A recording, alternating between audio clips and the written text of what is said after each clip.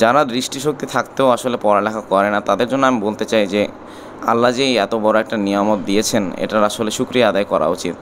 এই চোখ দুইটাকে আসলে খারাপ কাজে না লাগিয়ে পড়ালেখা তো অবশ্যই করা উচিত, কারণ কোনো কিছু করতে হলে, জীবনে উন্নতি করতে হলে পড়ালেখা করতে হবে এবং সমাজের উন্নতি করার চেষ্টা করা উচিত।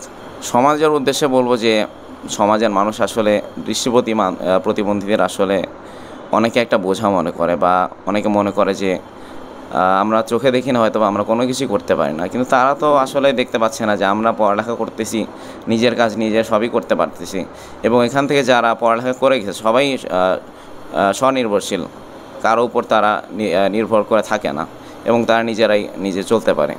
লেখাপড়া মূলত আমাদের দৃষ্টি প্রতিবন্ধীদের জন্য আলাদা একটি প্রযুক্তি, ব্রেইল পদ্ধতি। এই পদ্ধতির মাধ্যমে আমরা হাতে ধরে যে কোনো অক্ষর বুঝতে পারি এবং যে কোনো বই আমরা হাত দিয়ে বুঝে পড়তে পারি।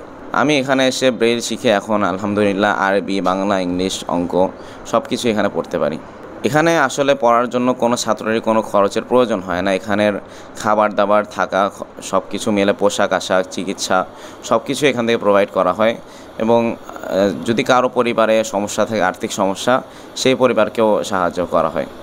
না, এখানে তো কোনো কষ্ট হয় না। আসলে এখানে আসার পর আগে যেরকম কষ্ট ছিল সেই কষ্ট আরও দূর হয়েছে, কারণ এখানে সবাই দৃষ্টি প্রতিবন্ধী, অর্থাৎ একজন অন্ধের কষ্ট আসলে একজন অন্ধই বুঝতে পারে।